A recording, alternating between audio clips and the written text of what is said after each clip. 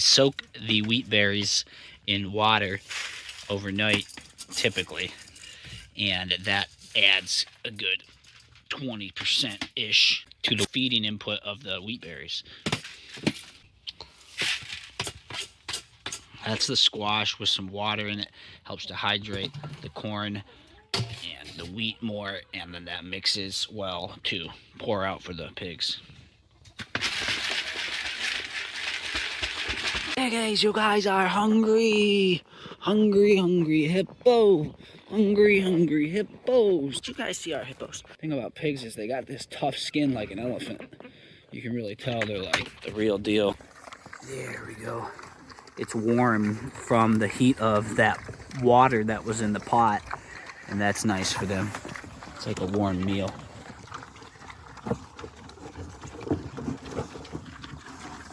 Don't knock that out of there, Bubba. Gosh, don't fall in the pig pen. Oh my goodness. I don't want to get eaten. I don't want to get eaten, Wiggly. Oh my goodness, you can't waste. No wasting. Yum.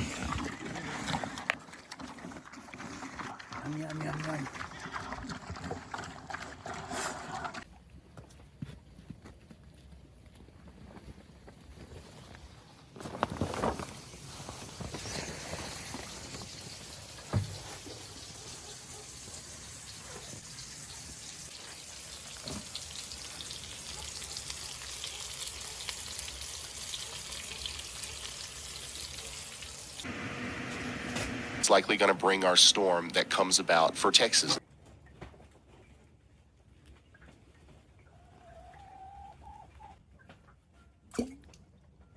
Whole fresh new look, double layered. I can really feel this is holding more heat. It is like a finished look. Very clean, very slick. Shelter if you are in this morning, away from windows, and get on the lowest floor possible and get into an interior room of your home or building.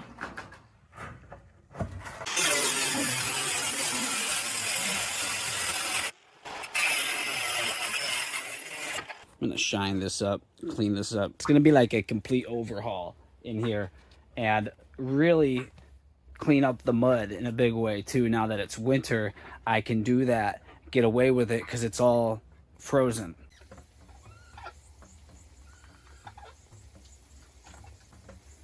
I'm squaring this instead of going up with the peak is because first is less area to heat, cut out the attic section.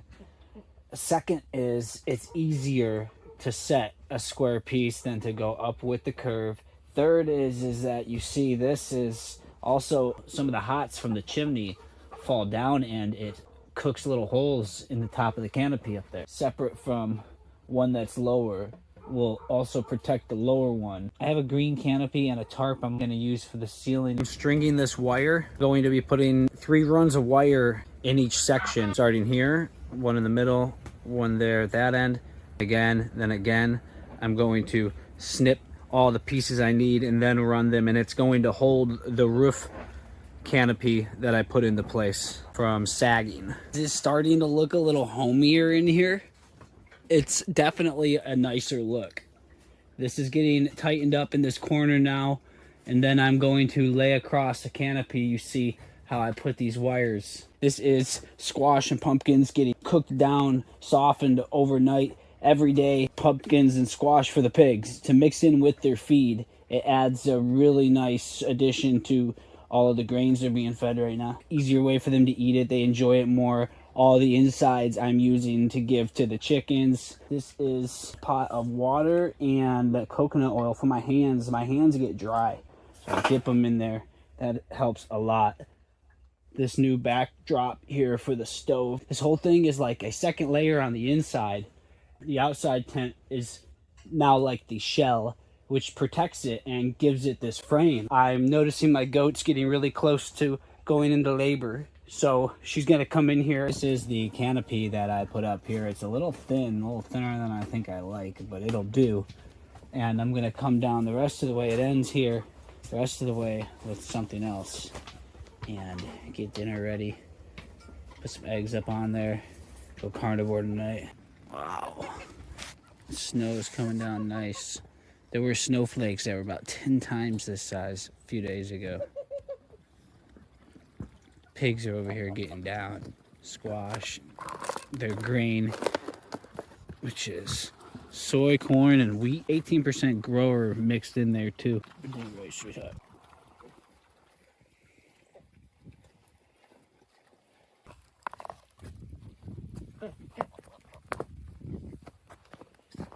Yeah, right, Tommy. Mama goat's getting ready to give birth like any second. We'll see, huh?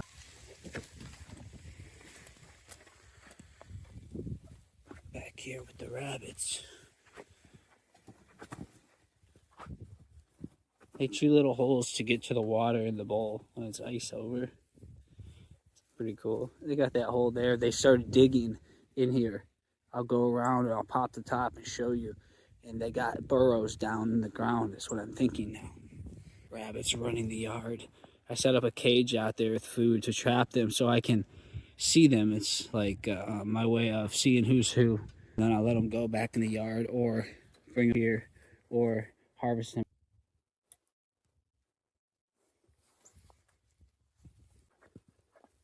What else we got going on? Garnet, my dog, just like breaks out of my fence. I'm always trying to secure pieces and parts of. He just wants to run free, you know, like a dog does. Just run free, like free spirit. They can get into trouble. They can get hurt. They don't know it, but I gotta keep them safe. I know, Mrs. Mama. My goodness, what's up? Are you doing in there? He's the boar. Those are the two barrows. These are the two gilts. Those two are meat pigs. These three are the breeders. So this time next season, I would expect to have at least 20 piglets. They gotta still get big and then get pregnant. From what I understand, twice a year they can have piglets. This is still young, so I'll just be happy with one round next season. That'd be awesome. One round from each of them. My geese, you guys haven't got much airtime. I don't know the breed, just like I don't know the exact breed of these pigs. They told me it was 3 different breeds. I'm gonna look and see if I can look back at the text. But they will be about 700 pounds full grown, so they're a really large breed mix of, and they're wonderful. These are geese that I don't know which breed, but male and female. So next season, just like Tommy and June, we'll have geese babies and turkey babies. And then these ducks here, seconds, a couple of them. One is Donald, that's Donald. I adopted these two. And I've got all my Muscovies.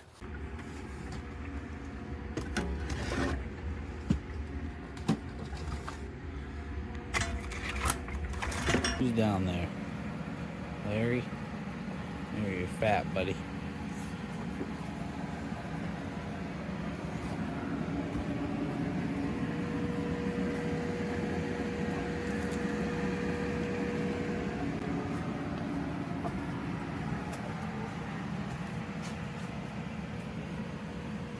Thomas. Tommy's favorites here. He likes the seeds and the squash. Tommy? There you are, buddy. Look, bud. Tommy. Look, buddy. Watch your stuff, bud. Here, buddy. Come here. Look. There you go, bud. Ducks hanging out up by the house. Then the chickens coop over here. This is the barn we built. Still got to get some finish work done, but like I was saying, it's got the top level, which is insulated, but I'm not going up there. I'm staying in my tent. Like I say, I don't want to breathe the dust because it's not finished. And it's just too much. I got my dogs, I got everybody. Too much to get upstairs right now and move everything right now and all that. So right now, this is the chickens. Chickens! Look, I brought you stuff.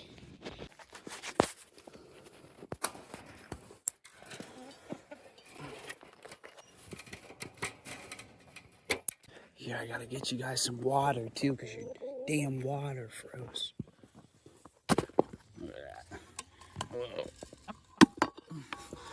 That one's empty. A lot of times the whole ice chunk comes flying out. There it is. We'll refresh that.